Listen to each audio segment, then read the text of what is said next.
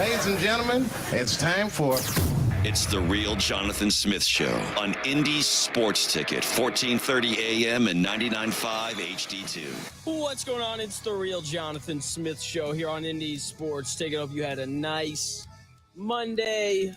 Hopefully you had a nice weekend. If you missed the show yesterday, thanks for tuning in. No matter how you're tuning in, it is always greatly, greatly appreciated. Another week of Joe Flacco being the starting quarterback means that we have another week of Shane Steichen's press conference opening with the exact same statement that he made the week prior and the exact same statement that he made after the Pittsburgh Steelers game. Here he is 3 weeks in a row now saying the exact same thing that we all know that he's going to say. Here's Colts head coach Shane Steichen.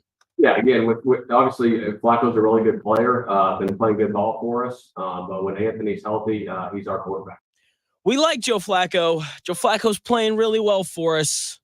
Older veteran guy. We have all the faith in him in the world to show up and to do the job and to play well and to give us an opportunity to win. But Anthony Richardson is our starting quarterback. I believe that. Okay? You can't believe everything that a coach says anywhere. You can't believe everything any general manager says.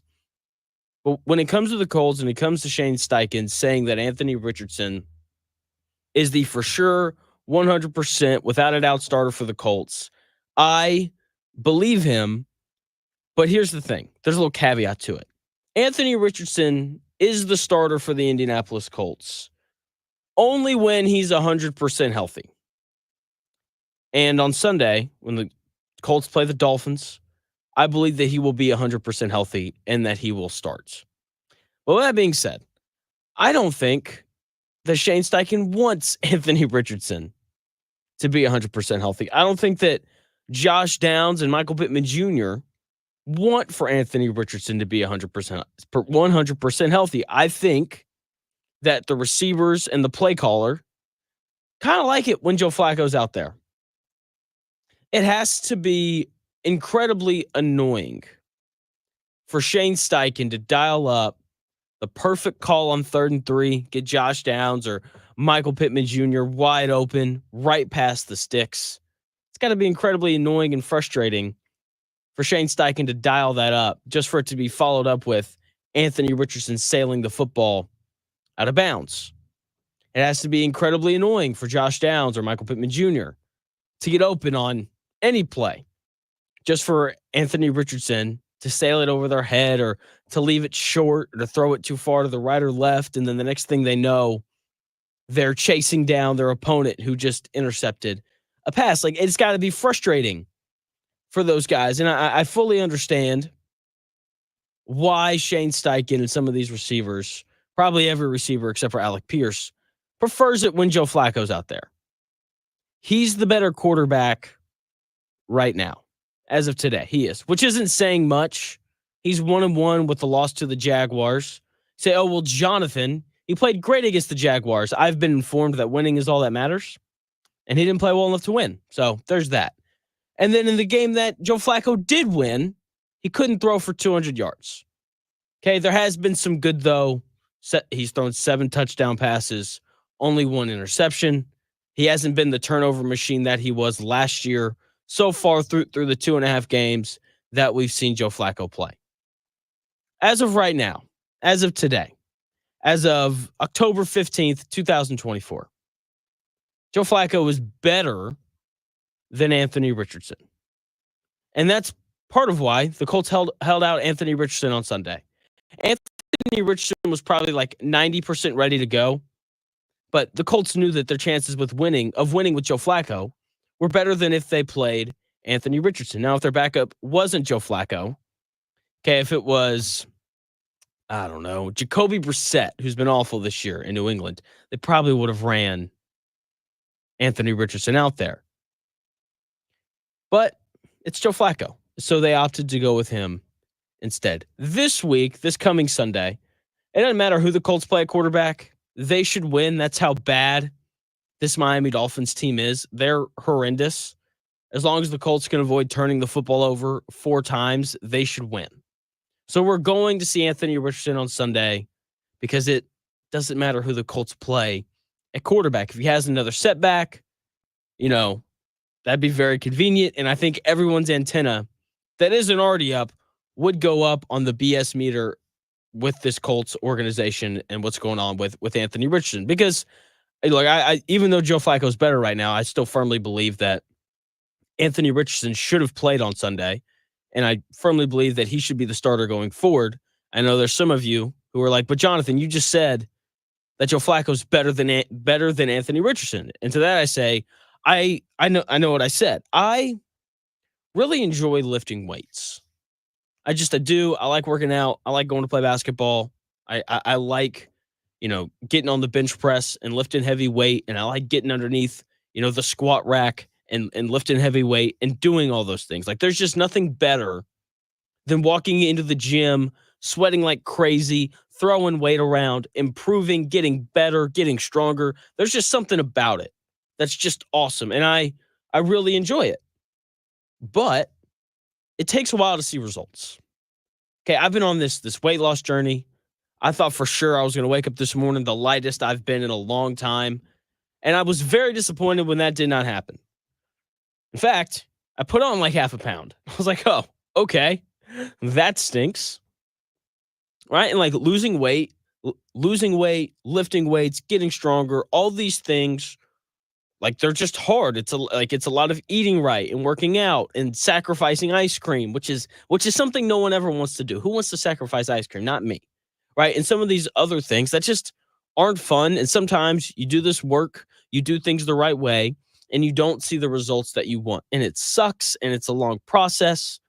Okay? Like, the reason why a large part of why I'm able to lose weight and how I figured it out is because I called my mom, who lost like 60 pounds in a year. Okay, and that was hard. I remember watching her do it, right? And it was a long process filled with her running and eating right and doing all these things, right? And like along this process, it's filled with these moments that suck. Like, it's not fun sometimes, right? When you're working hard, trying to improve at something. Here's the thing though. Even though it's hard, right? Even though losing weight is hard and this thing that I'm doing is difficult and it's taken me forever just to lose like 12 pounds, even though it's hard and even though it's a long process filled with ups and downs and sacrificing things that I want, everyone that knows me and everyone that cares about me would encourage me to do that, to work hard, eat right, lift weights, do all those things. Everyone that knows me and cares about me would encourage me to do that rather than take steroids. If I wanted to, I could take steroids, throw in the needle, get lean and fit incredibly fast. There are some steroids out there that you can get your desired results in 3 weeks. Look, I'm not the smartest person in the world, okay? I say dumb things all the time. I said that the Jacksonville Jaguars were going to win the AFC South, okay? Very capable of saying very dumb things I am. But I think it makes a lot of sense to say that it would be way easier for me to, take steroids, get my desired results fast. That'd be way easier than going through this long process that's months and months long to get to my goal weight. Be way easier for me just to, take some steroid pills and go on about my life. But the better thing for me to do, the best thing for me, is to work hard and lose weight over the course of a long time as opposed to using steroids. That would be the better thing for me. And you're probably like, Jonathan, why are you talking about weightlifting and steroids right now? Because of this next question I'm going to ask. Why are we encouraging the Colts to take steroids? Sitting and watching a young quarterback develop isn't fun. It's not fun at all. The 6 interceptions we've seen Anthony Richardson throw this year, not fun. Not fun at all. Okay? And look, I've been over this before. It's not fun watching Anthony Richardson make mistakes. But to be fair, it wasn't very much fun watching Joe Flacco throw that interception on Sunday either. Right? And it wasn't fun watching Peyton Manning make mistakes his rookie year. It's required. And the Colts became better because of it.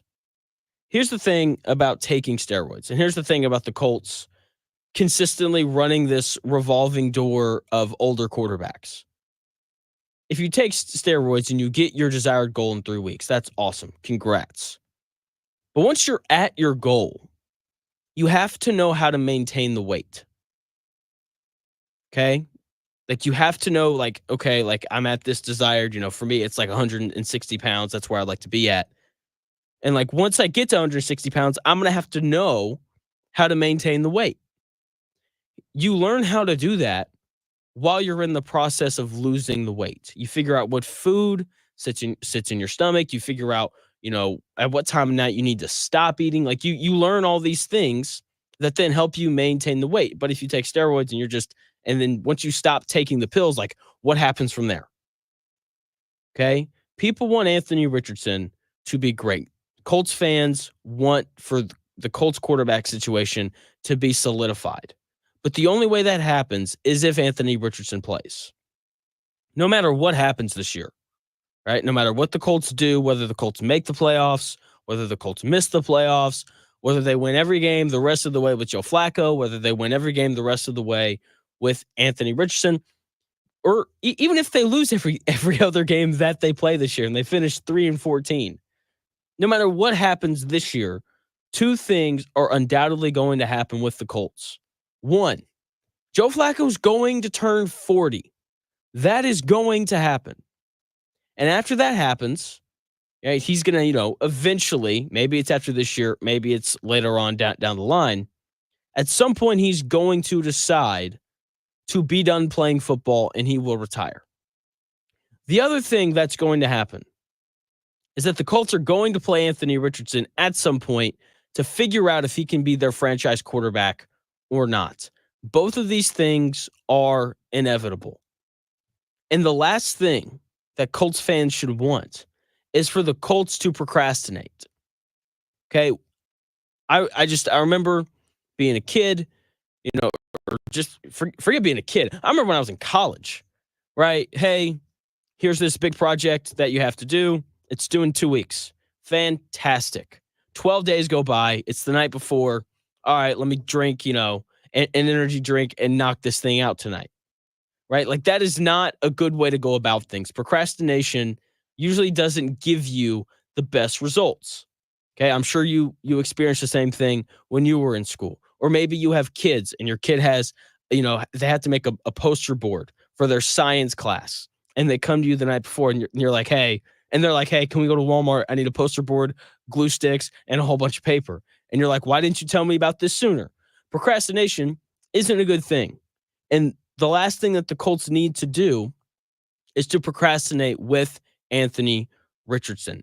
The Colts cannot continue to keep pushing Anthony Richardson playing down the road. Not this offseason, but next. Anthony Richardson will be available for an extension. Okay? The Colts need to have seen as much of Anthony Richardson as possible before that happens. There are 28 regular season games until Anthony Richardson becomes eligible for that extension. He needs to play in all 28. He does. And so when he's at 90% like he was on Sunday, he should probably play. Okay? Those 28 games, that is plenty of time, plenty of opportunity for Anthony Richardson to learn how to play quarterback in the NFL. It gives the Colts time to evaluate him, and that's really the most important thing in all of this. The last thing that we want is for Chris Ballard to, see that extension date coming. He hasn't seen a ton of Anthony Richardson, but Anthony Richardson's shown some good things and he's shown some bad things. The last thing that we want Chris Ballard to do is to have the opportunity to extend Anthony Richardson before Chris Ballard knows what he is. Okay, because if that happens, Chris Ballard will extend Anthony Richardson because, as we all know, he likes to sign his own. And the other bad part of that is quarterbacks are not cheap. They aren't. Okay, that's how Chris Ballard works. He will undoubtedly extend Anthony Richardson unless Anthony Richardson gives him a clear reason not to. And that extension will be worth a lot of money for the betterment of the Colts long term. Anthony Richardson should play every single snap the rest of the way. Okay? Even though Joe Flacco is probably a better quarterback as of today than Anthony Richardson is. Okay? Investing in the future isn't fun, but sometimes that's the best thing for you. And the best thing for the Colts as a whole is to play Anthony Richardson the rest of the way. Zach Hicks, a Locked On Colts, he's set to join me coming up at 11. Can't wait for that. That's 45 minutes away. I've got some thoughts on the Jets game last night. It's Tuesday, which means Top 10 Tuesday is going to happen. Indiana and Purdue are ranked. Indiana football back in action on Saturday. Basketball season right around the corner. So many things to talk about. So many things to get to. When we come back here in about 4 minutes, I've got thoughts on the Jets. They're not really about the Jets. I watched the Jets play football last night. And as I watched, I don't know, it made me, what's a good word? It made me solidify an opinion that I've had for a long time on how head coaches should operate. I'll share that opinion with you when we come back here in about 4 minutes.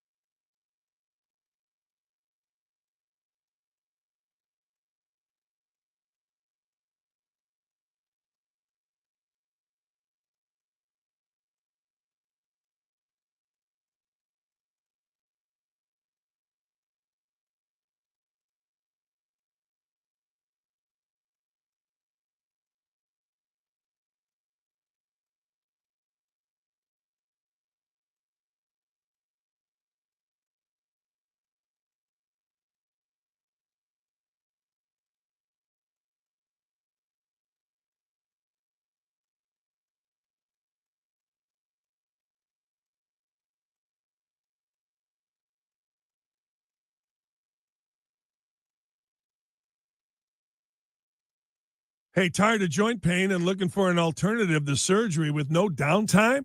Call QC Kinetics today, 317-559-PAIN. Schedule a free consultation. Take action to live your best life with limited loss of wages. Call QC Kinetics, 317-559-PAIN.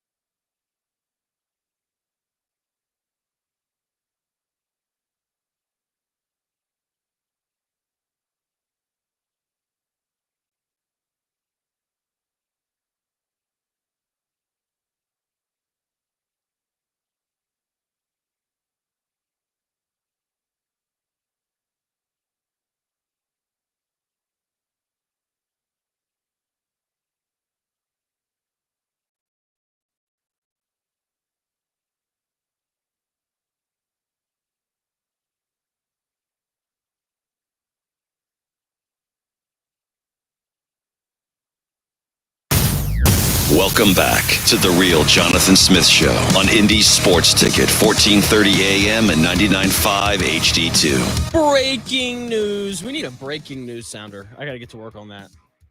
By work, I mean find it on YouTube and, yeah, there you go. Anyway, breaking news. Davante Adams has been traded to the Jets. Oh, my goodness. I did not see that coming. Yeah, I mean, look, we all knew this was going to happen. I got to be honest. I don't care. I don't think it fixes the Jets' issues. Okay, I don't like. Obviously, will the Jets be better? Sure. Here's probably what happened. Aaron Rodgers saw Mike Williams drop a couple of passes last night. You know, he missed that last one that ended up being an Aaron Rodgers interception, and then Aaron went into Joe Douglas's office, you know, all upset, like, you need to trade for Davante Adams right now. And then Joe Douglas was like, okay. And now we have this happening this morning. Look, this doesn't matter. The Jets still aren't very good. I mean, seriously, like you're going to go somewhere, you know, articles are probably already up. People are overreacting. Oh my goodness. Aaron Rodgers and 33-year-old Davante Adams have been reunited. Jets to the Super Bowl, because for some reason, everyone just loves the Jets and everyone just loves Aaron Rodgers, even though he clearly isn't as good as he used to be. Like, it is blatantly obvious. His last year in Green Bay wasn't very good. He hasn't been very good this year. They're 2-4. Like, the New York Jets are a 2-4 football team as of right now. And I'm sorry. I just don't think that an older receiver who's still good, but not great, he's not going to show up and fix everything for the Jets. Like, they have to play. They're playing the Steelers next week on the road, prime time, Sunday Night Football. Guess what? They aren't beating the Steelers.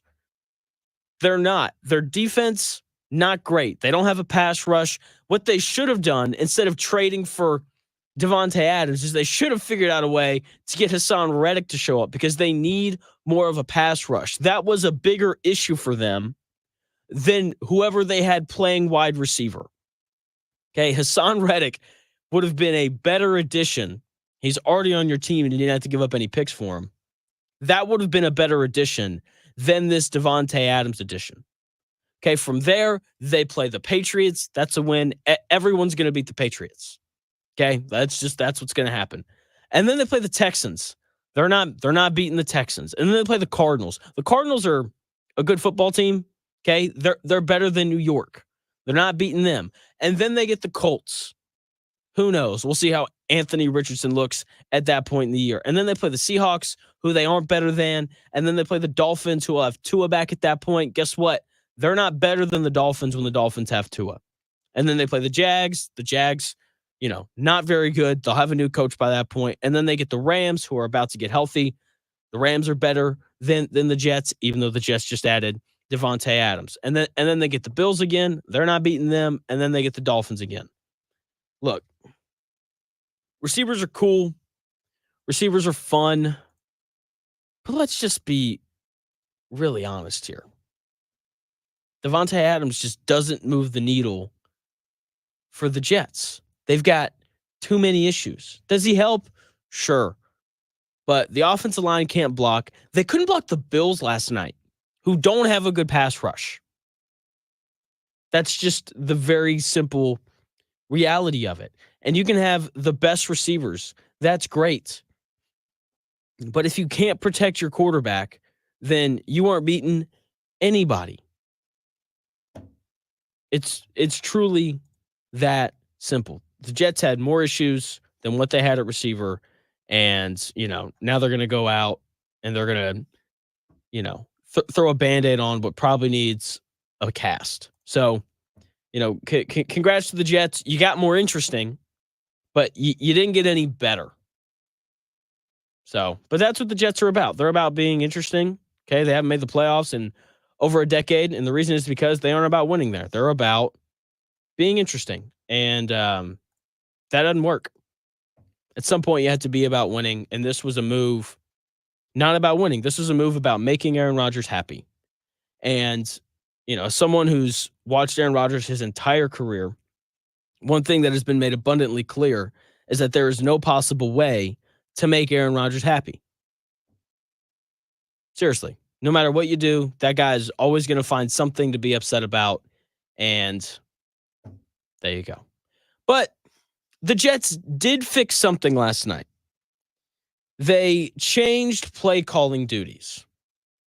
Okay. And after watching them change play callers and their offense looking better, right? They're 2 missed field goals away from potentially winning that game, right? If that happens, then they're 3-3. Maybe I'm singing a different tune on the Devontae Adams trade. I don't think I would be, because once again, I don't think this really matters. Okay. I don't think the 33-year-old Devontae Adams is moving the needle for a Jets team that can't pass protect and can't rush the passer. So once again, Jets, congrats on being more interesting. But the thing that I noticed watching the Jets is that the play calling was better. They ran the football better. I thought that they just balanced things out well. Things were a little more complimentary. They really made an effort to get Breece Hall the football. He's one of the best running backs in the NFL, right? There was a real effort to get Garrett Wilson the ball easily, if that makes sense, like a few more screens, a few more slant routes, as opposed to him just running these medium to deep routes every time. I thought that the play calling was better. No other way to really put it. From there, my opinion of Shane Steichen was solidified. After watching the Jets last night, it became abundantly clear to me that Shane Steichen needs to call plays for as long as possible. One of my favorite things about Nick Saban, right, and I'll never forget the first time I heard him talk about this. One of my favorite things about Nick Saban is that he talked about how head coaches should be their best assistants. Like when he gave his big spiel on it, he talked about how he was always heavily involved with defensive backs wherever he coached. Nick Saban played defensive back at Kent State, and that's how he got started in coaching. He coached defensive backs, and he was so good at coaching defensive backs that he eventually got promoted to defensive coordinator.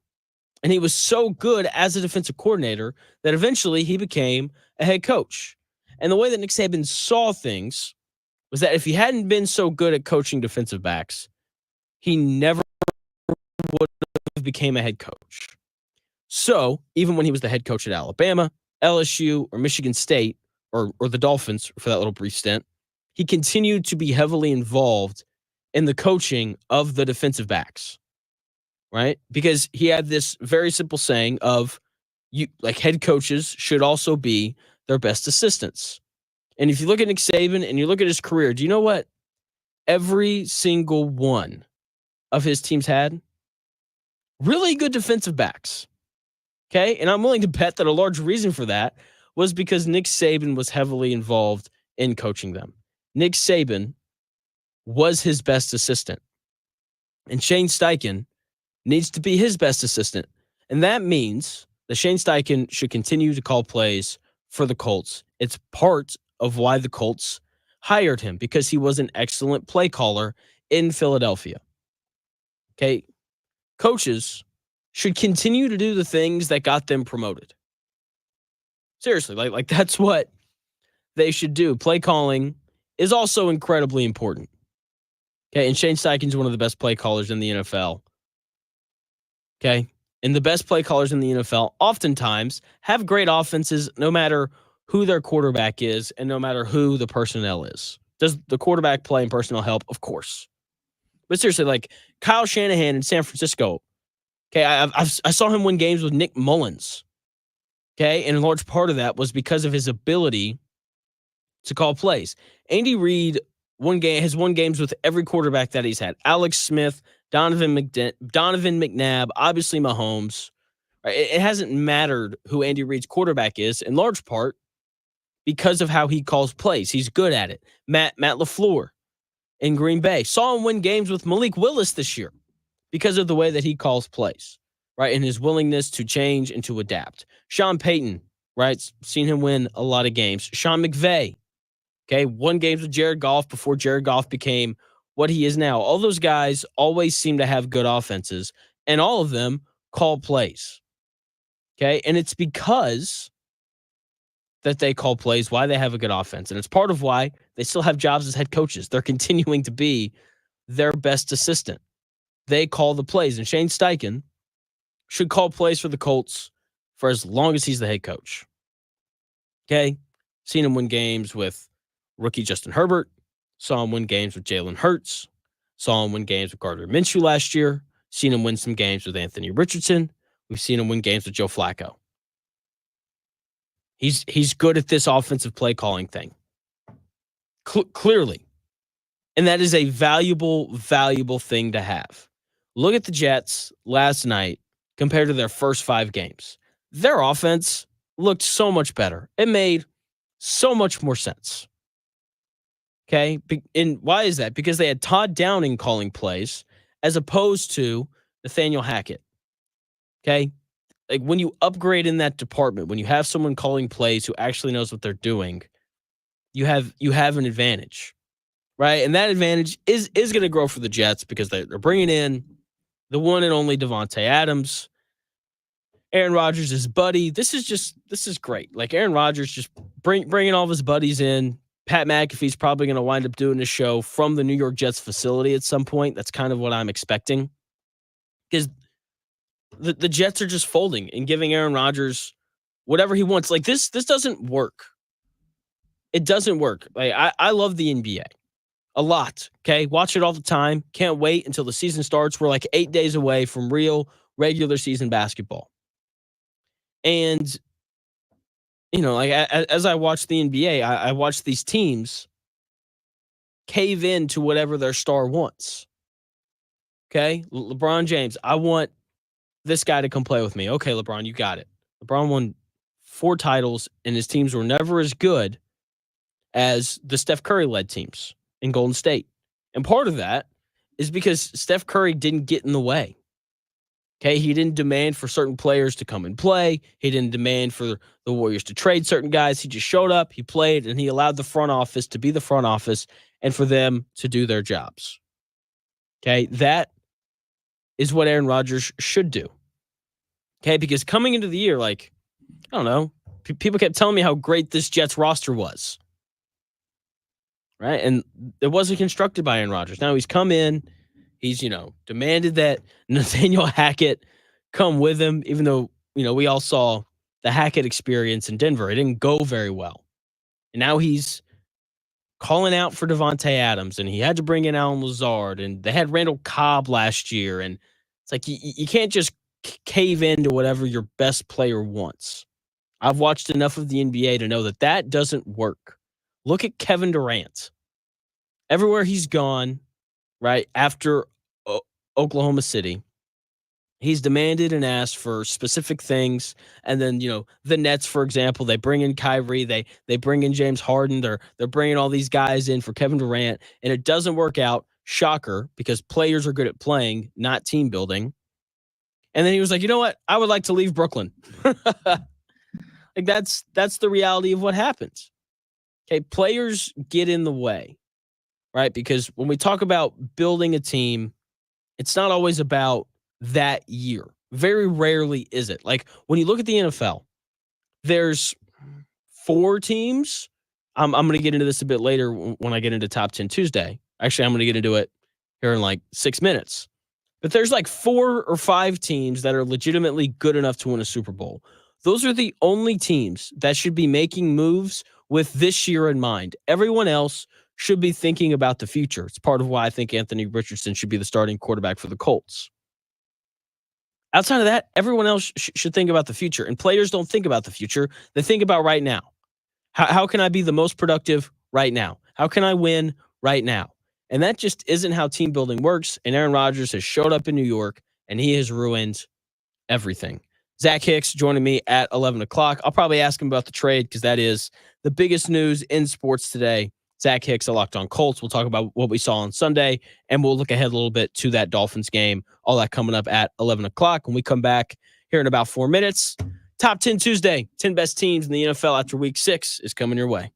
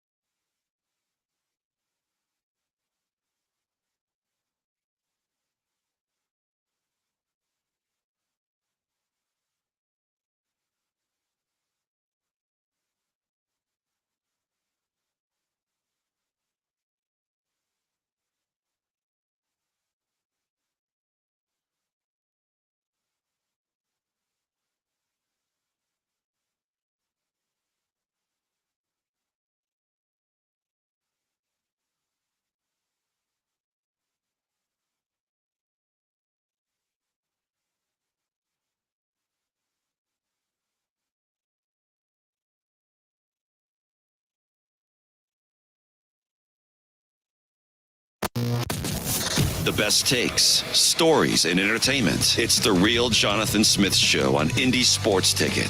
1430 AM and 99.5 HD2. What's going on? It's The Real Jonathan Smith Show here on Indy's Sports Ticket. Hope you're having a nice day. Devontae Adams and Aaron Rodgers are. Aaron Rodgers, 6 days ago, talking about how he doesn't have any power. Whatever. That's a load of hooey. The Jets are still going to be bad. That's all that you really need to know. Yeah, there you go. Also, in other news, Jerry Jones woke up pissy this morning down there in Dallas. Don't really blame him. But yeah, well, just, when teams realize that they're bad, the panic that ensues is always incredibly interesting. Gritty asking me how much IU football is going to win by on Saturday. I'm actually talking about that at 11:20. So stay tuned in. As of right now, though, we got Top 10 Tuesday. As we do every Tuesday, the 10 best teams in the NFL after week 6. Got to update the list. We have a new team popping up on here, which is always fun. Always fun. Number 10, the Atlanta Falcons. Not really, it's always hard to talk about teams after they just beat the Panthers because you don't really learn much about teams after they play the Panthers unless you lose. Because if you lose to the Panthers, then everyone finds out that you aren't very good. But that's not what happened to the Falcons. They went on the road, ran them out of the building. Kirk Cousins continues to make this offense better. Drake London continuing to have a career year. Kyle Pitts been a little bit more involved this week. Still pretty disappointing, though. Bijan Robinson, still one of the best running backs in the NFL. Offensive line is good. All those things. Still have questions about the defense. Got questions about the pass rush. Matthew Judon is your best pass rusher. It's not great. But this offense is still talented. Kirk Cousins seems to look better every week, right? They're going to win games in this bad division. Okay, they beat Carolina on Sunday. They beat the Buccaneers the week prior, who were 4-2. Okay, I still have questions about the defense. That's why I didn't move them up this week. Making Andy Dalton look bad doesn't exactly move the needle for me. So, Atlanta Falcons at number 10. Number 9, the Buffalo Bills. Quarterbacks in the NFL. They're the most important thing. Okay, we all know that. Josh Allen is playing some of the best football of his career right now. Some of his numbers are down, but through 6 games, he's thrown 10 touchdowns, 0 interceptions. That's incredible for him. This is a big gunslinger. Okay, throw on the move, squeeze it into tight windows. Like that is who Josh Allen is.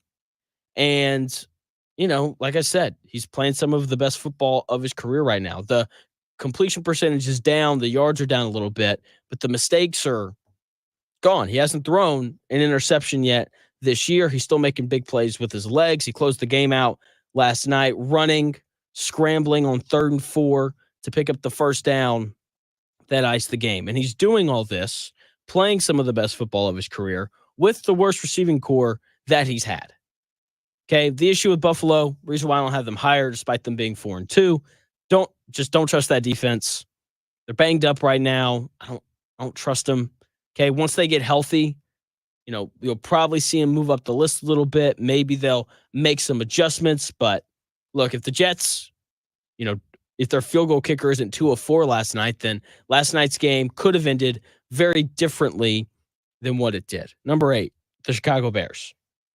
New team on the list this week, the Bears. Caleb Williams starting to figure it out. I remember in the offseason when I said he was going to be great, and people were like, that's crazy because he paints his nails. That's just absurd. He's had 4 straight games where he has played well. To be fair, the games that he's played well in have come against teams that aren't very good. The Colts, the Rams, the Panthers, and the Jaguars. Okay? Either way, he is clearly getting better. He's clearly improved so far from week 1 up until now, right? 4 passing touchdowns on Sunday against the Jaguars. I still have questions about Caleb Williams because his best games have come against defenses that haven't been very good. Okay? But there's no doubt in my mind that he's gotten better. We know that the Bears have one of the best defenses in the NFL. And if this offense continues to improve, then they're going to be one of, if not, I almost said something crazy right there, and I stopped myself. But they will continue to be one of the better teams in the NFL. That whole NFC North division, they're all on my list. Okay, 40% of the 10 best teams in the NFL play in the NFC North. Those 4 teams, when you look at point differential, the leaders in that, the top 4 all play in the NFC North. The Bears have the 3rd best point differential in the NFL. They have to be on the list in part because of that, but also in part because Caleb Williams is clearly starting to figure it out. Number 7, Houston Texans. Okay, have them in the same spot as last week. They beat up on a bad Patriots team. Okay, like we didn't learn anything about them. Okay, just like how when the when the Colts beat the Dolphins, other way around there. When the Colts beat the Dolphins on Sunday, like we aren't going to learn anything about the Colts because they're going to beat a bad Dolphins team. It's the same thing with the Texans. Like they beat up on a bad Patriots team. We didn't learn anything about them. Nico Collins still out with the hamstring. Makes me a little more hesitant to rank them higher. He's their best receiver. Like they're going to miss him. They didn't miss him on Sunday because once again they played the Patriots, who are awful. But they're about to enter the tougher part of their schedule. Like their best wins haven't really been all that impressive. Okay, they beat the Colts in week 1, 29-27. They beat the Bears in week 2 before Caleb Williams kind of started to figure things out. And so like I still have questions about this Texans team. With that being said, I like their defense. I think their defense is good. DeMeco Ryans has done a good job coaching that side of the ball for them. They have a good pass rush. I like their secondary, and their linebackers play downhill. I just want to see them play well against better teams in the NFL. Number 6, I had to drop this team 2 spots. I had the Lions at number 4 last week, and I had to drop them despite, them running the Cowboys out of the building, which just brought a huge smile to my face. It's like, Jonathan, the Lions played arguably the most impressive game of the year on Sunday. Why lower them?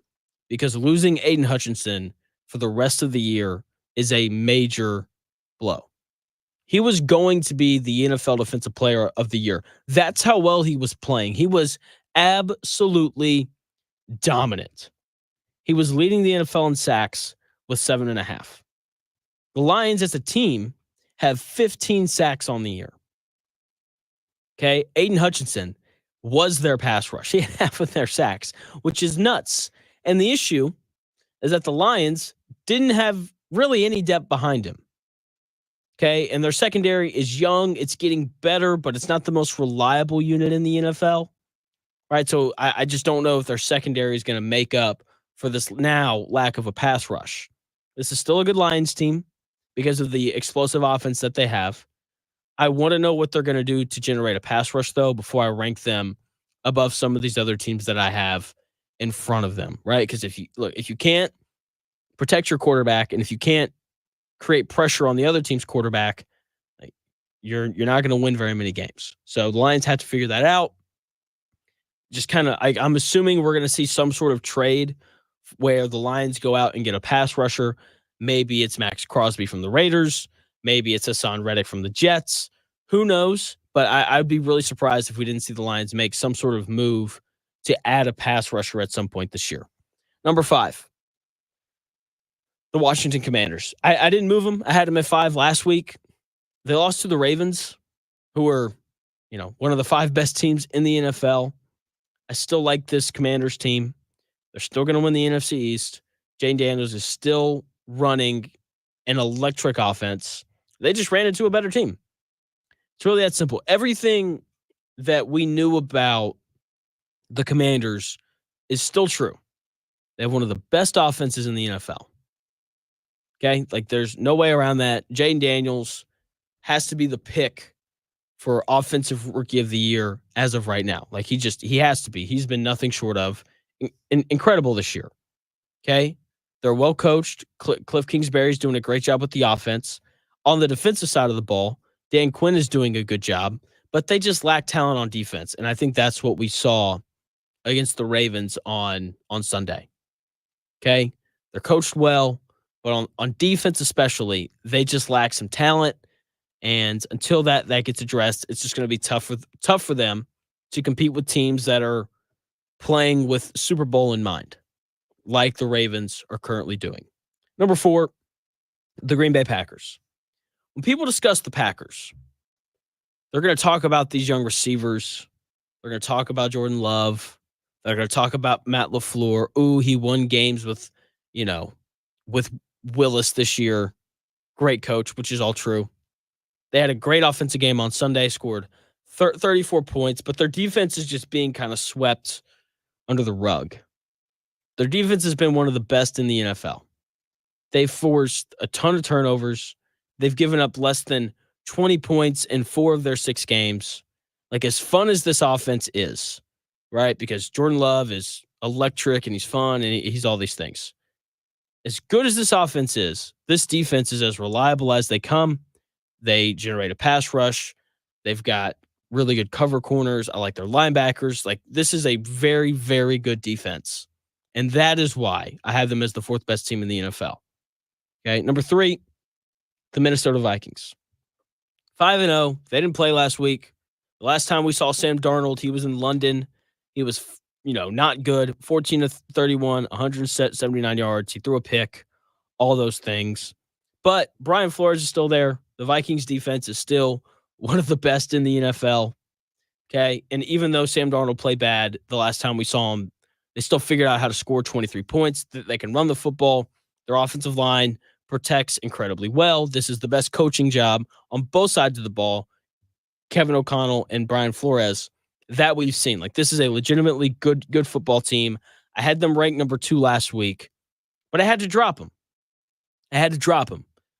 Because the Baltimore Ravens are insane. The Baltimore Ravens are 4-2. The fact that they lost to the Raiders in week 2 is still kind of nuts. Incredibly nuts. Okay, I had them 3rd last week, behind the Vikings. We didn't see the Vikings on Sunday. And I still really like that team in Minnesota. They're tough. I like their defense. I like their coaching. But no matter what the Vikings do, Sam Darnold will not be as good as Lamar Jackson. Okay, the Ravens have the best offense in the NFL. I say that warily, just after watching what Detroit did on Sunday. I don't want to count them out, but like, this Ravens offense, it's so tough, man. It's so tough. And a large part of why they have the best offense in the NFL now is because of Derrick Henry. Derrick Henry has been amazing. He's absolutely rolling right now. He's been great for them. Okay, there are some concerns for me with the Ravens on the defensive side of the ball, but like, I'm not going to freak out because Joe Burrow tore him up 2 weeks ago, and I'm not going to freak out because the Commanders, who also have an awesome offense, I'm not going to freak out because the Commanders had success against them either. Like, good offenses are going to figure out ways to score points. Honestly, the fact that the Ravens held the Commanders to 23 is honestly good because of the way that this Commanders offense was rolling. The Ravens, I don't want to get ahead of myself. Okay, a lot of people got ahead of themselves last year, took the Ravens to beat the Chiefs, and obviously that didn't happen in what was at that point the most important game of the Ravens season. And so I'm going to leave them at 2, and I'm going to leave Kansas City at 1 for right now. Chiefs, they're 5-0. They have the best quarterback in the NFL, and he's paired with one of the best coaches in the NFL. I mean, like, I just, like, how do you pick against them? How do you say anyone else is better than they are, right? When we know what they have at quarterback, when we know what they have, as the head coach, when we know who their play caller is, when we've seen them do nothing but win repeatedly since Patrick Mahomes showed up.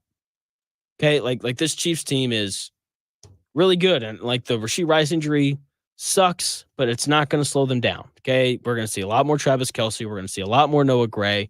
They had this bye week this last week, so they can go in and they can tweak the offense the way that they need to. Kareem Hunt looks like he hasn't lost a step, even though Isaiah Pacheco's out. Like, they're going to be fine offensively. This Kansas City Chiefs defense continues to be one of the best in the NFL.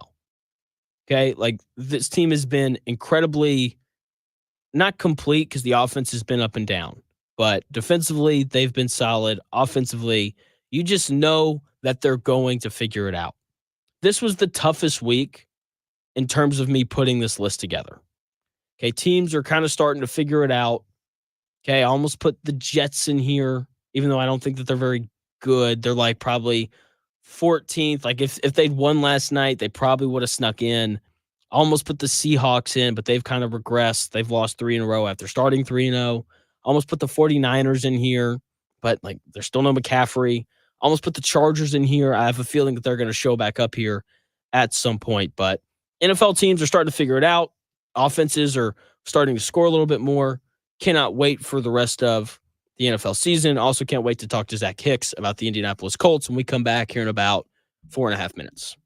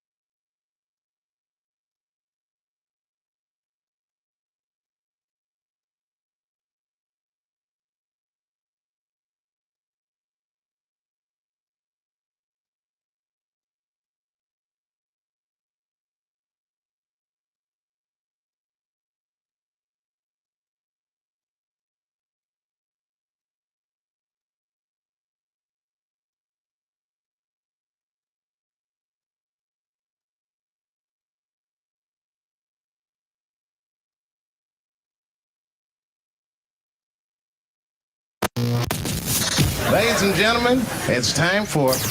It's the Real Jonathan Smith Show on Indy Sports Ticket, 1430 AM and 99.5 HD2. What's going on? It's the Real Jonathan Smith Show here on Indy's Sports Ticket, joined by the one and only Zach Hicks, because it's 11 o'clock on a Tuesday, and he always joins me at 11 o'clock on a Tuesday. Zach, I'll be honest with you, I almost forgot to call you, man. I called you like last second. My buddy texted me, and he has a wedding this Saturday, so he's going to miss college football, and I'm going to miss it too. Do you ever like schedule things without looking at like the college football slate or the NFL slate with, friends or anything?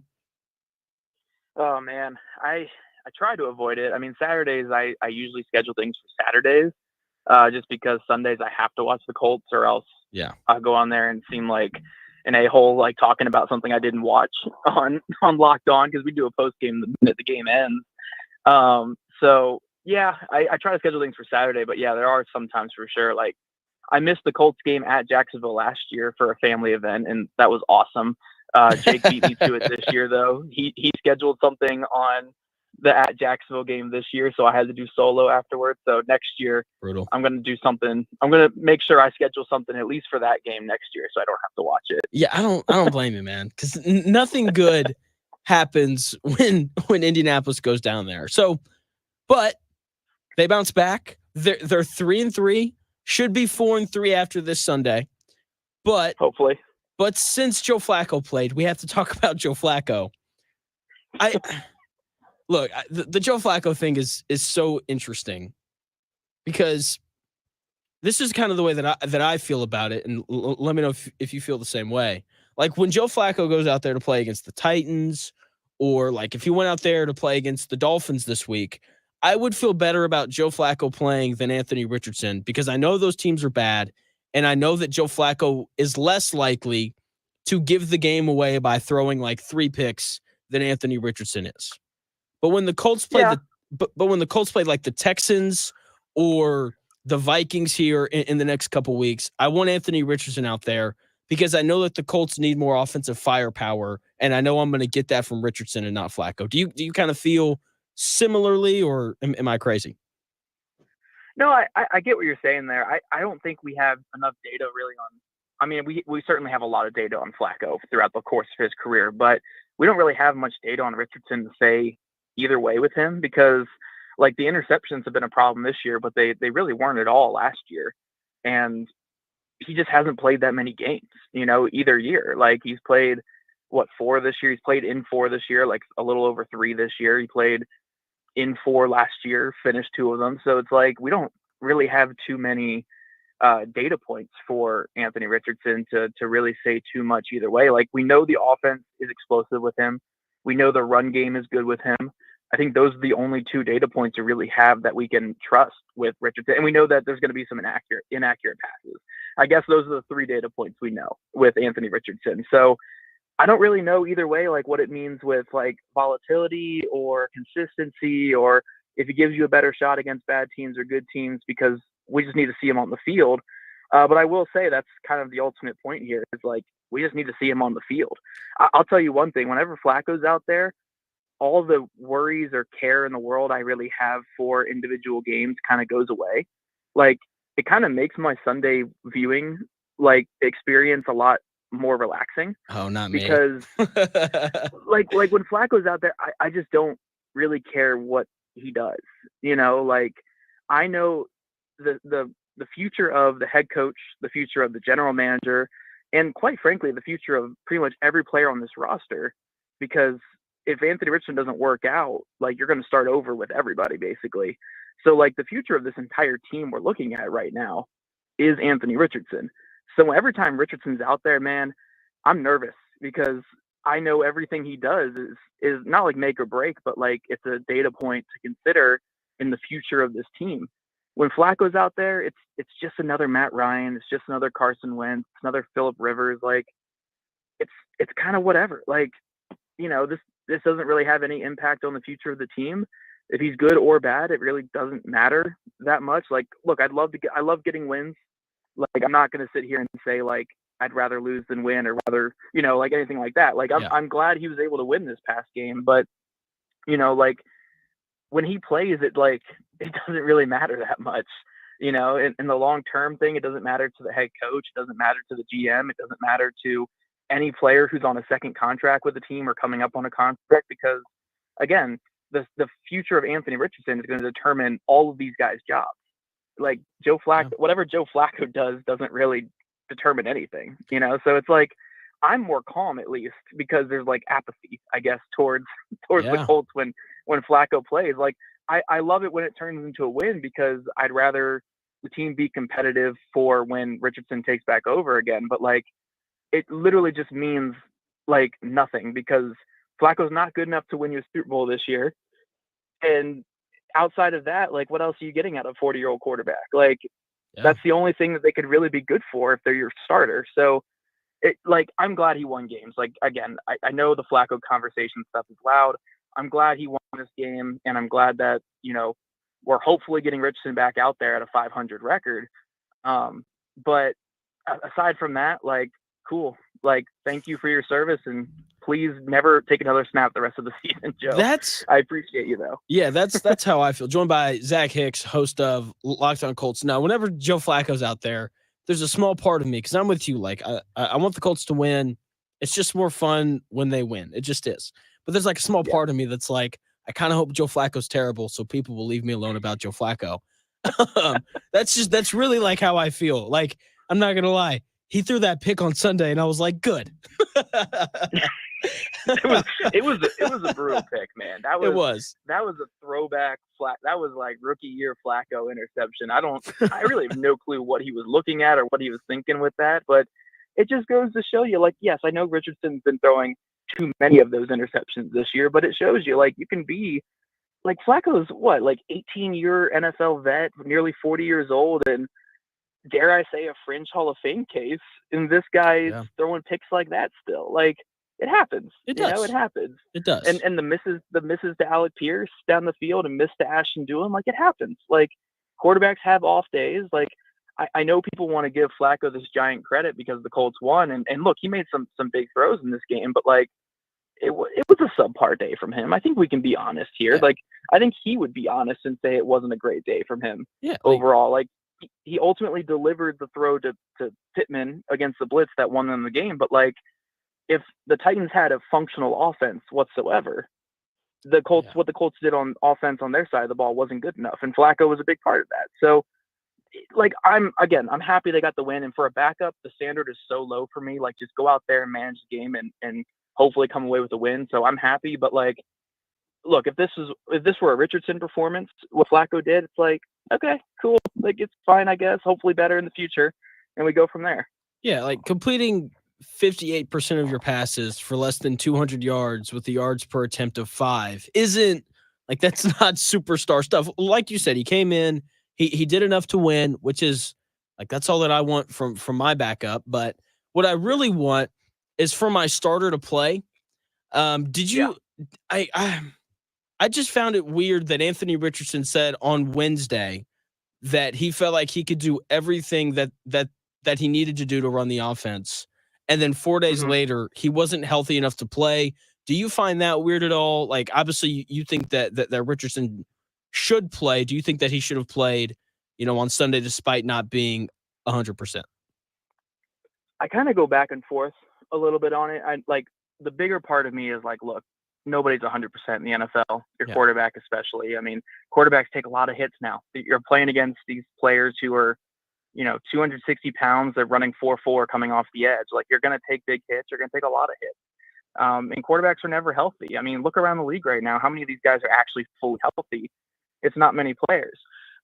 Now, where I kind of go back and forth on it is, on one hand, again, you want to see him tough it out. You want to see him get out there. You want to see just reps in general from him. Like, we can't just keep hiding him on the bench and sitting him out. Like, when the number one thing he needs is reps. Like, it's the most important thing. But on the other hand, we saw on the other side of the field, I don't care what the Titans say, like, Will Levis could not throw the football the way Will Levis typically does. I'm not saying he's a great quarterback regardless, but he was dealing with an AC joint sprain, a grade 2 joint sprain, where it's a lot of pain management. in his throwing shoulder. And again, no matter what the Titans want to say, like, oh no, he could still make the throws. There were like 4 or 5 passes out there in that game, especially on the vertical passes or outside the numbers, where he physically could not get that ball out there. And it's like, why are you throwing him out there if he can't make those passes? So part of me thinks, like, if there was any kind of limitation at Richardson, getting a quarterback who's already still going through some of the learning curve, getting him out there where he can't hit the passes that he's been hitting, maybe that would be detrimental to his confidence. And because I don't know where Will Lewis's confidence is at now after throwing for under 100 yards against the defense that was allowing like 340 the past 3 games per game. That's a tough thing to deal with right there. So, you kind of see that. And then you also have to take into account this organization's history at the quarterback position. And look, maybe they're babying Anthony Richardson a little bit too much. They're saying, like, look, you might think you're good to go, but we're holding you back here. You can't do this. You can't do that. And maybe it's babying too much, but who would be the quarterback for the Colts right now if they babied Andrew Luck a little bit more? If they sat him with the lacerated kidney, if they sat him with these other injuries, if they told him, don't go snowboarding, please don't go snowboarding, I know he's a grown man and ultimately a lot of the decisions that came to him, but maybe sometimes it's okay to baby your quarterback. And look, if it sits out another week here, then I'm like, come on, there's something more going on here. This is just too much at this point. All signs point to him being back this next week. They said that last week. So I'm still kind of, the at the edge of my antenna's seat up waiting. a little bit. Yeah, we'll see. But, I'm fine with them playing it a little safe. It's just if this finishes this year with under 10 games played again for Richardson, I don't know what the Colts can really look at going into next season. You probably start him again next year, but how committed are you to a guy who, again, let's say he plays 8 games this year. How committed can you be to a guy who just through 2 seasons has not been able to stay healthy? So yes, it's fine for a 1-game scope thing and just being safe with your 22-year-old quarterback. I get it. But at some point, this guy's got to play. He needs reps.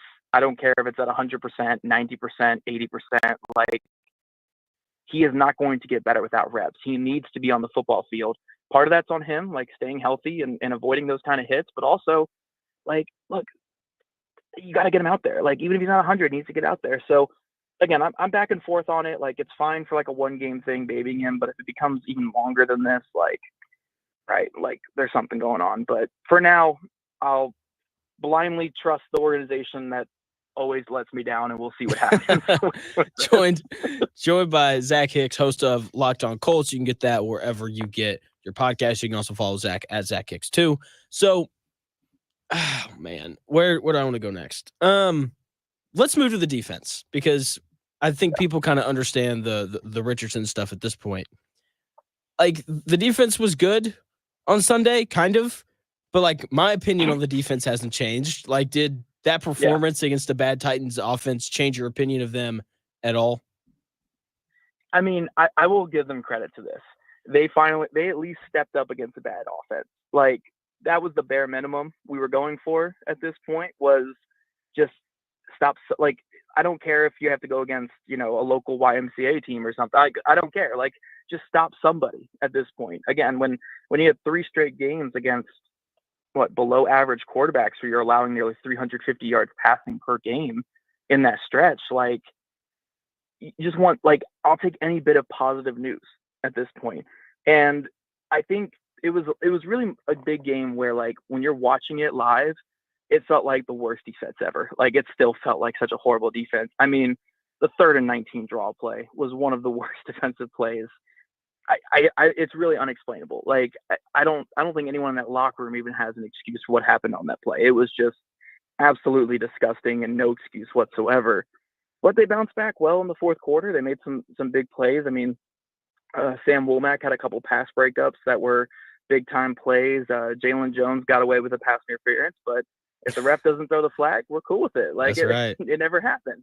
And yeah, they stepped up in the 4th. So ultimately, you can't ding the defense too much for finally just doing something right, even with the context of a very inept offense on the other side with a quarterback who couldn't push the ball down the field. But heck, I will take that. If they can just show up for those games, if they show up this next week against Miami, if they show up against Denver when they play Denver, New York when they play New York, Tennessee, and Jacksonville, and hopefully the other Jacksonville game.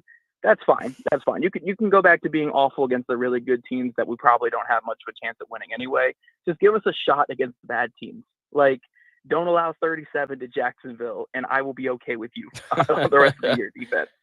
Yeah, that was brutal. We don't have to talk about that though. That game didn't happen. No. Burn the tape. Let's move on. Joined by Zach Hicks, host of Locked On Colts. You mentioned Sam Womack, Jalen Jones. You mentioned the defensive pass interference that wasn't called. Are you surprised at how good these guys have been? Like in training camp, I feel like the only guy in the secondary that was talked about consistently positively was Julian Blackmon, who hasn't been great this year. And then Jalen Jones, a former 7th-round pick, and Sam Womack, who got picked up off of waivers, have both been really good. Are you surprised by all this? Yeah, I mean, Jalen Jones, I think he's kind of been around what we expected, where he's a very competitive starting outside corner who, he's imperfect. Like he does get beat down the field at times and he gets out-muscled by some receivers, but very competitive player, good on in-breaking routes. And I don't know if he's like a long-term starter in this league, but he's a fine player. At worst, like cornerback 3 for a team, can give you some good snaps on defense. I think he's been doing some pretty good things for the Colts. But the one who's really surprised me is Sam Womack. I liked his film in San Fran. Like when I watched some of his preseason stuff and watched some of his stuff in the past, I was like, okay, yeah, this kid can move a little bit. He's aggressive coming down in zone. But the play that the Colts have gotten out of him this year has been like nothing short of fantastic. I know they have a tough task this weekend against the Dolphins, regardless of who their quarterback is. So I don't want to, gas up Womack too much before he plays against Tyreek Hill. But I think he's allowed 3 catches on like 12 targets this year for like 20 yards. And he has like, I think it's 12 targets. He has like 5 pass breakups on those. So he has more pass breakups than he has catches allowed in coverage this year. And it feels like, each of these last 3 weeks, it feels like late in games, like fourth quarters, other teams are trying to go down for scores. And who do you like? You see a big pass breakup and who is it? It's Sam Womack. Like he's making some big time plays. And he's inches away from these pass breakups turning into interceptions. So, yeah, man, Sam Womack's been really good. And you want to give credit to the front office that you're harsh on whenever they do something right. Yeah. But I feel like this one is more luck the case than anything. Like, yeah. Like, look. Clearly there was somebody who was like, hey, let's grab this kid. I like what he can do. But there's no way they expected this. And also, like, if you really thought this highly of the kid, you would have traded for him because you wouldn't have waited for the 15th or 16th waiver wire pick to wait for him to hopefully fall to you. So whatever you really want to attribute it to, like one guy in the front office being like, let's get this kid, or just pure luck when it comes to Sam Womack, like I don't care because half the job is luck. So I'm cool with it. But yeah, Womack's been really good, man. Really, really fun player on film too. Really confident player, like comes downhill really good. Yeah, I really can't say enough good things about Sam Womack. He's probably been like the most impactful defender on the team the last 2 or 3 weeks. What about Blackmon? He hasn't been great. I don't think he's been great. Obviously, he had the interception on Sunday, but outside of that, I don't know. I never hear his name called, which to me kind of tells me he's never really around the ball. What have your thoughts on him been so far this year? Yeah, it's been tough for him because there's been some miscommunications. I think one of the most notable ones was him and Jalen Jones on that deep shot to Christian Kirk last week or 2 weeks ago against the Jaguars on that 2nd and 24. Like just something that can't happen. He hasn't made a ton of plays in his single high deep coverage, just free safety, and part of that is because the Colts are not getting teams in the 3rd and long, and they're not getting off the field in 3rd and long. It's like you're not getting many like desperation pressures and quarterbacks throwing the ball up in the air. Like, I mean, we got one this past week against Levis, where Blackmon came down with the pick. But outside of that, yeah, it hasn't been a great year for Blackmon. Like, you could probably argue he's been the worst of the defensive back starters this year. Like, Nick Cross at least is fantastic in the run game.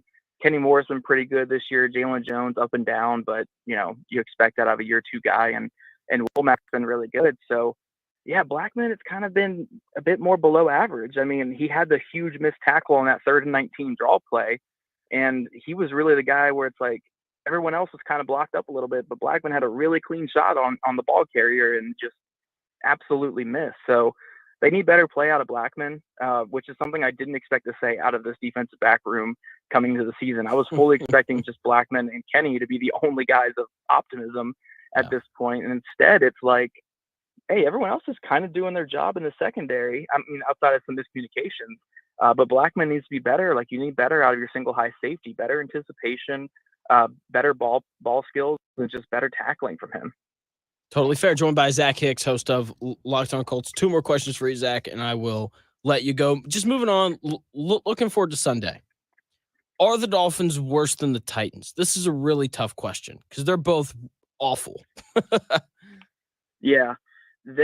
I mean, look, if we look at the recent results of when they played each other, they're much worse than the Tennessee Titans if you look at that right there. But I'm curious to see what they look like coming out of the bye, because Mike McDaniel looked completely lost these past couple of weeks without Tua at quarterback. And I'm curious to see how much work he put in during the bye week to be like, okay, I need to make a functional offense for PJ Walker in his very last start against the Indianapolis Colts. Like, this might be the last time we have to just bear with this bad quarterback play before we get Tua back out there to kind of even out the team. So I'm curious that they maybe they lean into like what the Packers did against the Colts back in week 2, where it's a lot of like outside runs and just misdirection runs and really using their speed against the Colts.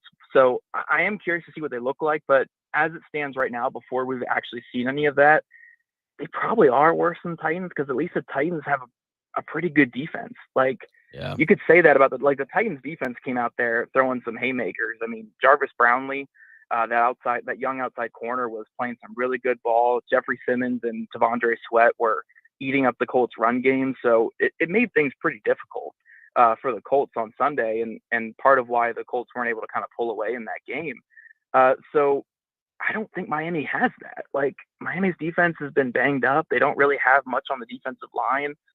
So the Colts should be able to run the ball a little bit. And then when it comes to the Colts defense, like, yeah, you have to contain Waddle and Hill, but do they really have a quarterback who can consistently hit them, down the field? I know in that Tennessee game, Hill got behind the Titans a couple times, but the ball just couldn't get there. So yeah, as long as Walker's not just on it like he was in that Browns game against the Colts last year, when that crazy Browns game, I think the Colts should be fine this week. I mean, I will say this, and I know it wasn't part of your question, but I will say this. If the Colts have any real playoff aspiration this year, and I know I said this for the Jaguars game, so it might be the kiss of death, but you got to win this game. Like, this is a game you have to win. Just a bad Dolphins team that is down on their luck this year. Yeah, at home, backup third string quarterback if PJ Walker is a starter again. Yeah. It's just a game you have to win. Like, you really cannot afford to drop this, because the second this game ends, you get ready for Houston, you get ready for Buffalo, you get ready for Detroit, Minnesota, New York Jets. Like, that is a murderer's row of. I mean, if your worst opponent in there is Aaron Rodgers and a top 10 Jets defense, you're going to have a tough time during that stretch. So they got to get up, in the win column here, get up to 4-3, and then just survive that tough stretch so they can end the easier stretch at the end of the season. Because if you've dropped to 3-4 here, and then you get 5 games that could all easily be losses, like, you could be staring at 3-9 going into that final stretch. Yeah. We don't want that. You brought up the Jets, so I have to ask you, Devontae Adams to the Jets. I don't really care. I don't think it addresses their issues. Like, it's cool, I guess. They're definitely more interesting, which is hard to be when Aaron Rodgers is your quarterback. But I didn't think it was all that big of a deal. What'd you kind of think about the trade? It's such a tough place to be in with that team, because, like, they're sitting at 2-4. And look, at the end of the day, they're probably not going anywhere this year. Like, they still have a shot at the playoffs. Don't get me wrong. Like, they could certainly make the playoffs. They have good enough quarterback play, good enough defense. So they could still make the playoffs. But, like, realistically, even in a bad season like this, where are they going after making the playoffs? Like, are they beating Buffalo in the playoffs, where Buffalo's only going to get hopefully for them, only going to get healthier this season? Still, Kansas City just reserves all their energy for the playoffs, it seems. So once they get in their playoffs, Baltimore, are you really beating Baltimore in the playoffs with that team they have? They're probably not getting past any of those 3 teams. So I don't know. It's a weird spot to be, like, giving up a second or whatever, a third. I think it was a conditional 3rd round pick for Adams in a year where you're probably not good enough to win it. Like, but you kind of have to when you have. It's what we kind of talked about at the top of the show. When you have like a 40-year-old quarterback as your starter, the expectation is either Super Bowl or bust because there's no future. Like there's nothing past this year or the next year or two with him. Yeah. So you kind of have to go all in for that couple year window that you have him because you're not playing for the future whatsoever when you trade for Aaron Rodgers. You're playing for the right now and nothing else matters. This is your final push at chips. And if you don't win, then you're gone because this was your big move you made. So they kind of have to go all in despite being a 2-4 team that probably doesn't have the pieces to be like a Super Bowl winner. So it's a horrible place to be. It's a terrible place to be. At least it'll be interesting for them the rest of the year. Like it's better than being just awful and rebuilding, I guess. But I feel for the Jets. I mean, I always feel for Jets fans. They've had a tough run of it for a long time. Yeah. I'm a Dolphins fan to Look, to be clear. So that's why I don't feel. Yeah. That's why I don't feel for him. Yeah, I grew up an NFC East fan, so I had to deal with Cowboys fans and Did you hear Eagles Jerry fans Jones and this Giants morning? fans, so I got to deal with the worst. What was that? Did you hear Jerry Jones this morning? No, but Oh man, it was crazy. Go on Twitter, search for him. So I know guys who host a show in Dallas, and they interview Jerry Jones every Tuesday morning. And they asked him a question that Jerry did not like, and it's incredible. I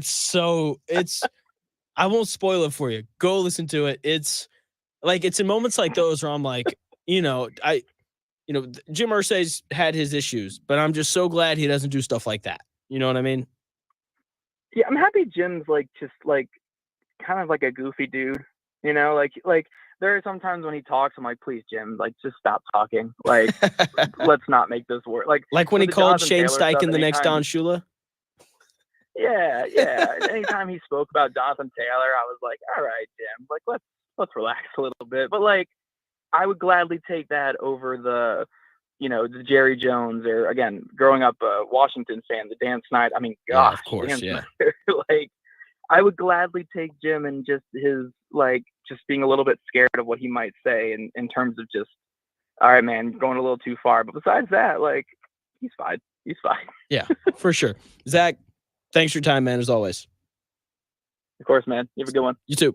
That is Zach Hicks. Follow him on Twitter at Zach Hicks2. You can check out his podcast, Locked On Colts. He also writes about the Colts as well. When we come back here in a couple minutes, IU, Nebraska, Saturday. Can't wait. I've got some thoughts on that game already, and it's only Tuesday. I'll give you those thoughts when we come back here in about 4 minutes.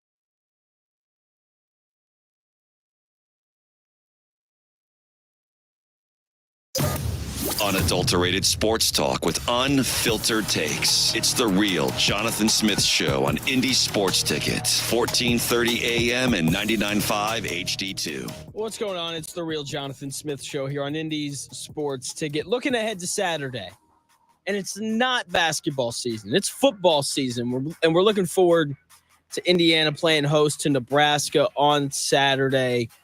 Fox's morning show is going to be there. Urban Meyer, Mark Ingram, all those guys. And Indiana's favored by 6.5 against Nebraska, which is really interesting. And I can tell you right now, there is not a chance I'm betting that game. Not a chance. No way.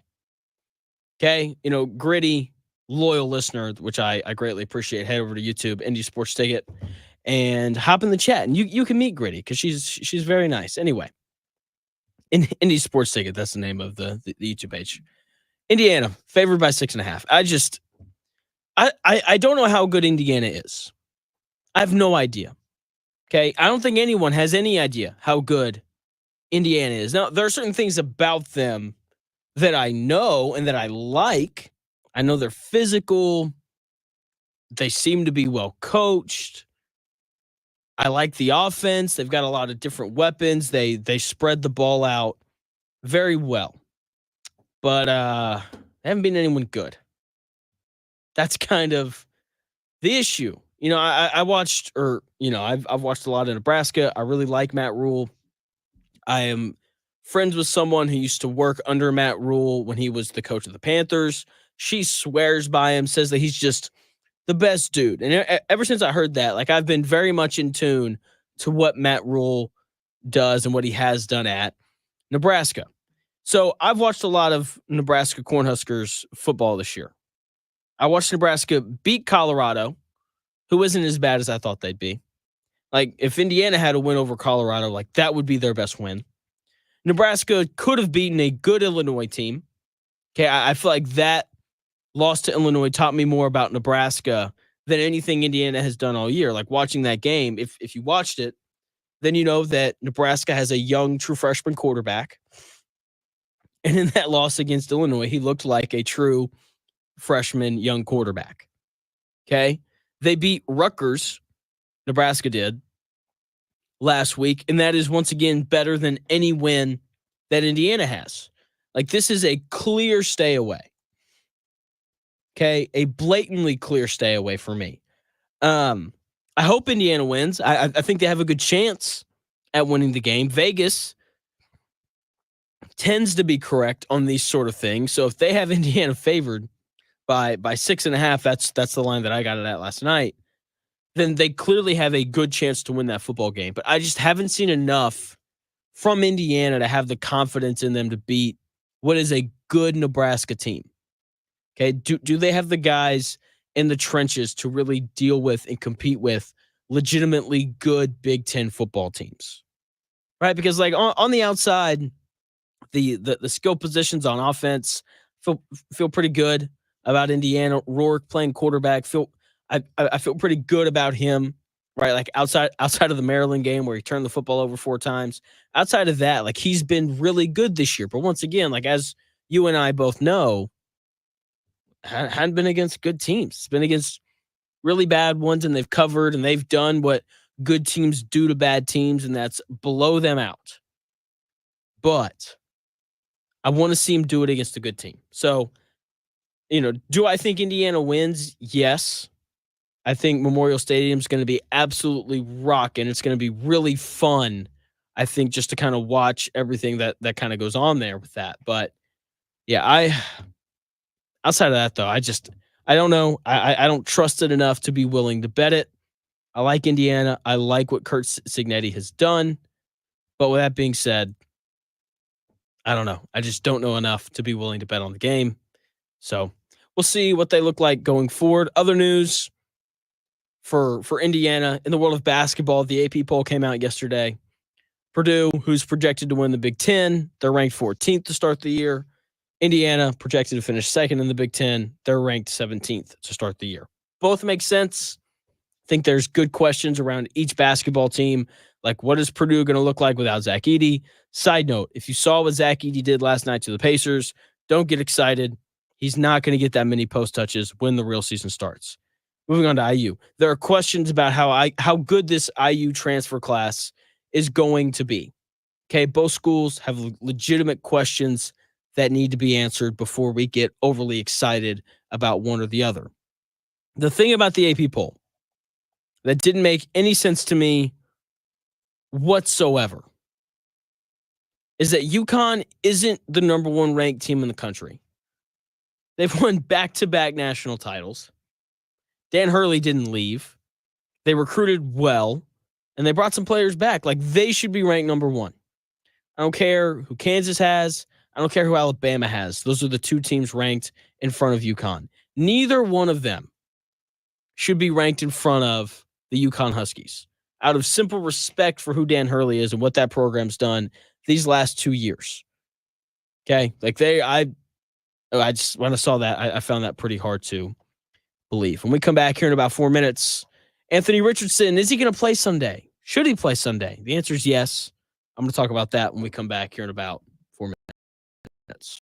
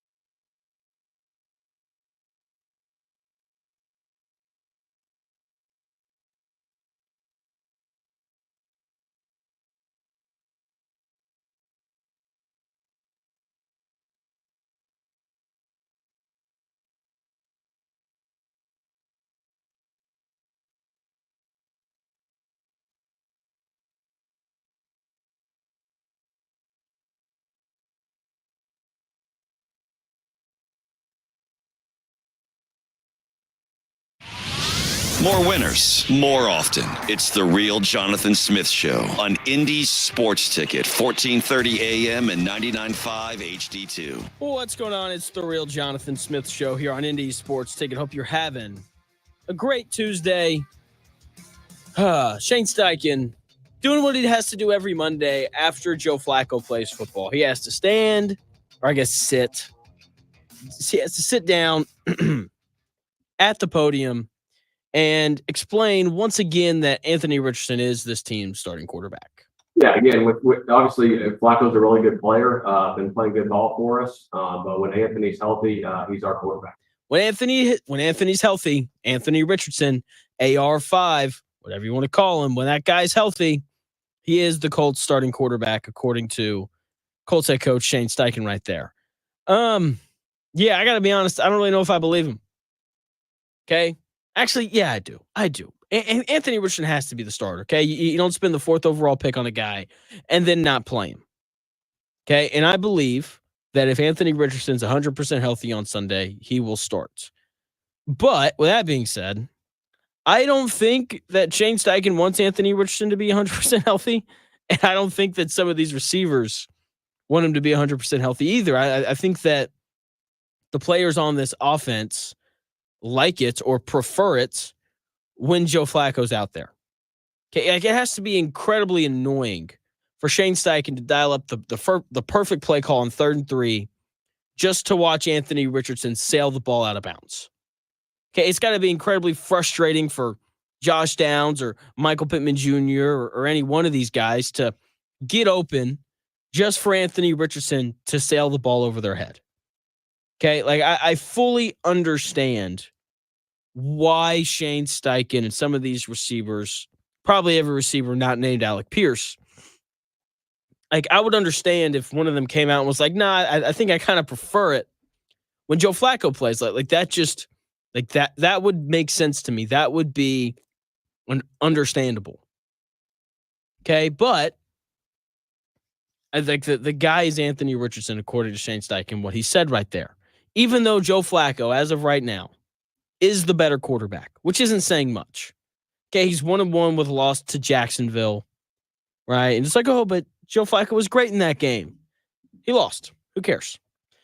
And then, the game that he did win against the Titans, he didn't throw for 200 yards.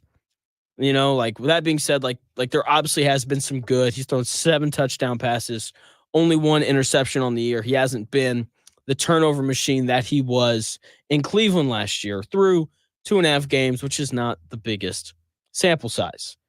Okay, as of right now, like he's probably better than Anthony Richardson. And that's why the Colts held Richardson out on Sunday. I'm assuming Anthony Richardson was at like 90%. He undoubtedly could have played. We heard what he said last week on Wednesday about how he could do everything he needed to do to run the offense. And then 4 days later, the Colts were like, no. Okay. The Colts knew, Shane Steichen knew, that their chances of winning with Flacco were better than if they played with Richardson. And that resulted in them playing Joe Flacco instead. This week, I don't think it matters who they play at quarterback. That's how bad this Dolphins team is. Okay, as long as the Colts don't turn the ball over 4 times, they should win. Okay, so we're going to see Anthony Richardson on Sunday. If he conveniently has another setback, then I think everyone's antenna that isn't already up is going to go up. Okay? With that being said, the Colts should have played Anthony Richardson on Sunday, and he should be the starter going forward.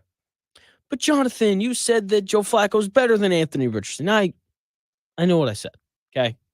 I enjoy lifting weights. There's nothing better than going to the gym, sweating like crazy, throwing heavy weight around. Right? Like there's just something about it that's just fun. Like getting the calluses on your hands. I enjoy it. It's a good time. But if you talk to anyone who has consistently lifted weights or tried to lose weight like I am right now, like you'll know that it takes a while to see results. Okay, like I've been on this weight loss journey and it's hard. It's not fun. It's a lot of eating correctly. It's a lot of being like, hey, John, like last night I was at my in-laws' house. Hey, Jonathan, do you want ice cream? And I had to say no because it was too late at night for me to eat ice cream. It's not fun. It's filled with doing stuff like that, working out, and just things that aren't fun, right? And then sometimes, like this morning, I thought I was going to wake up this morning and weigh like 172 pounds, which is the lightest I would have been in a long time. And I didn't. I weighed 174 pounds. I put on like half a pound yesterday, right? And so like sometimes you do this process and you feel like you're doing everything right, and then you wake up and you're like, oh, the result isn't here yet. It's not. And like that's the way that this works sometimes. Like, and I saw my mom go through the same thing. She lost like 60 pounds in a year. And I, suffered through that because, we ate what she ate and it was always super healthy. And I remember it. And it's a long process filled with moments that are not fun. Okay.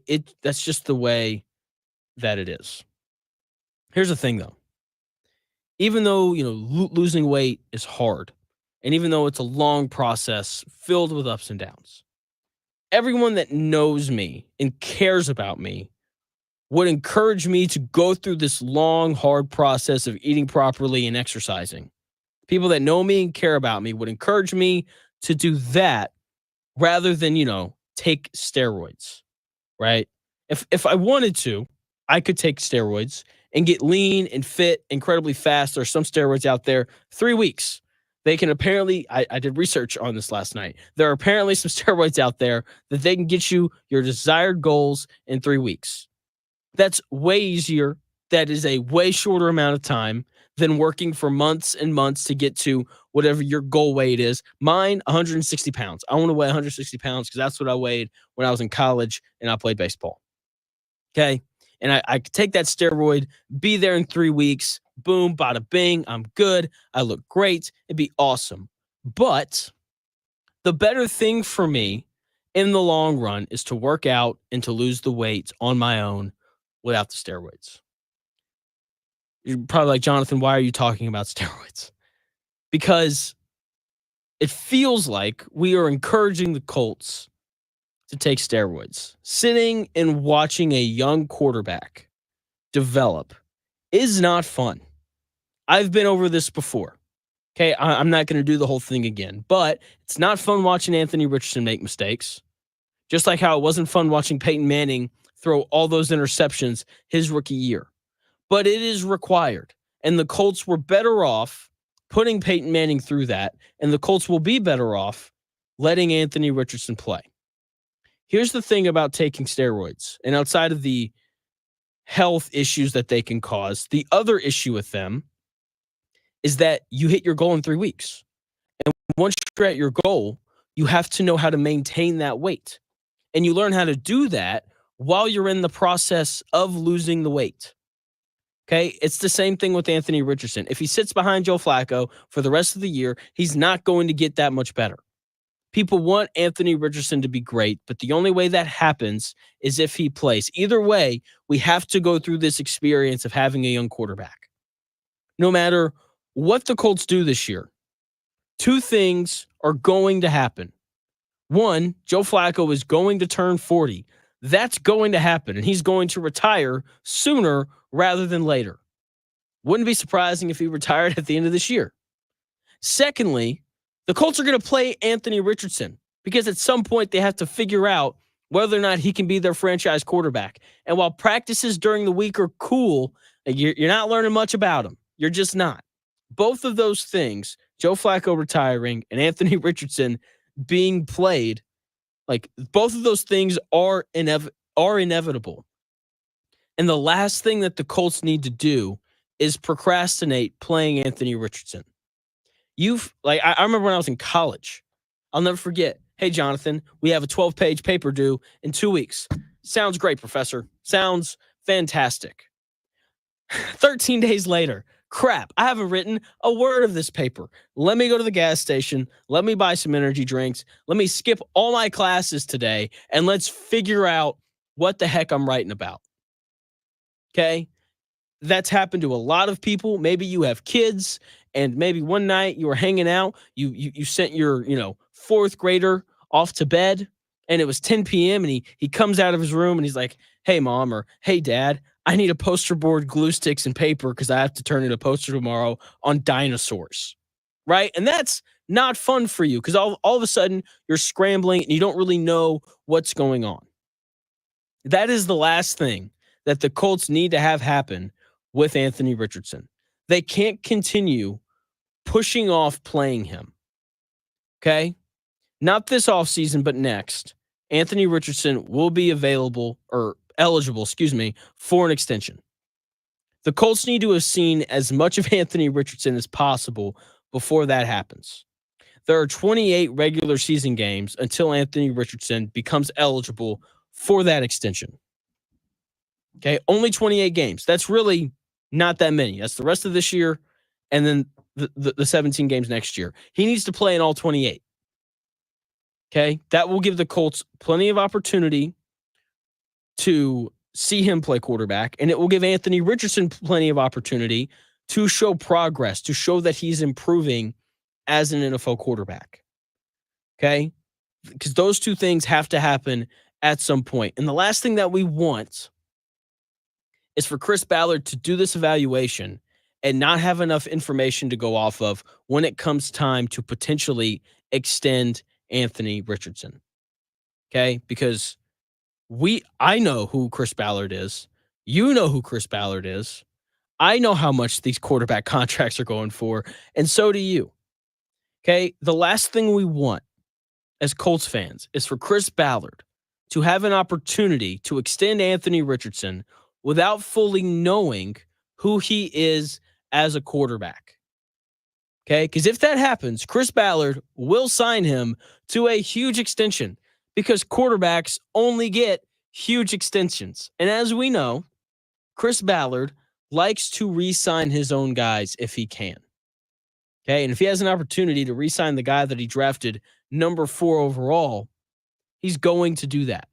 Anthony Richardson needs to play in as many games as possible. He needs to take every snap the rest of the way. The fact that the Colts didn't play him against the Titans is ridiculous because for the betterment of the Colts long term, they need to figure out who Anthony Richardson is, if he's getting better, and whether or not they think he can improve to a point where he can be their franchise quarterback.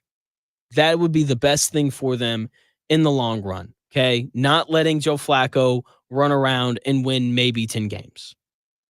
Okay, you have to invest in your future at some point. And we as fans don't like it. I'm assuming that Michael Pittman Jr. and Josh Downs and Shane Steichen aren't the biggest fans of this either.